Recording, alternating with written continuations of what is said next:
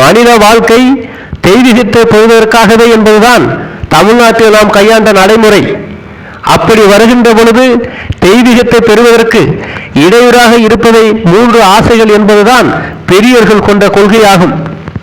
அந்த 3 ஆசையைத்தான் ஞானிகள் 2 ஆசை என்று சுருக்கினார்கள்.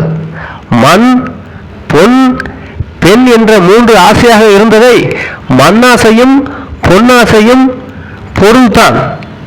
மண் இருந்தாலும் பொன் கிடைக்கும், பொன் இருந்தாலும் மண் கிடைக்கும். ஆகையால் இரண்டையும் சேர்த்து இதை காஞ்சனம் என்று ஒரே வார்த்தையில் முடிக்கலாம் என்று கருதினார்கள். பெண் என்ற ஒற்றை காமம் என்று வைத்தார்கள். ஆக 3 ஆசை என்று வைத்த மண், பொன், பெண் என்ற 3ஐயும் காமம், காஞ்சனம் என்று 2ஆக குறைத்தார்கள். இந்த காம காஞ்சன 2இன் மூலமும் வருகின்ற அழிவு என்ன என்பதை காட்டுவதற்காக அகில இந்தியாவிற்கும் தெரிவிப்பதற்காக தமிழ்நாட்டில் சிறப்பாக இலக்கியங்களின் ரூபம் காட்டுவதற்காகத்தான் 2 நூல்கள் வந்தன. காஞ்சனத்தின் மூலம் அழிந்தவன் துரியோதனன், காமத்தின் மூலம் அழிந்தவன் ராவணன்.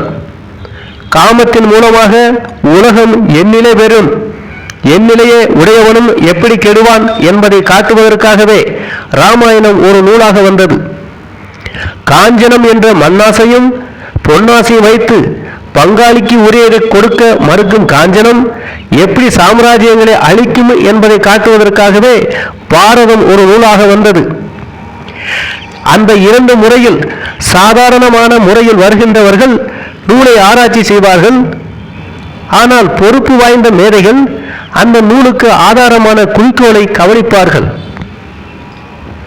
ஒரு கட்டிடத்தை பார்க்கும் ஒரு சாரரை போல சாதாரணமாக ஒரு கட்டிடத்தை அலங்காரத்திற்காக பார்க்கின்ற நபர்கள் அதன் மேல் உள்ள சித்திரங்கள், பிம்பங்களை கவனிப்பார்கள்.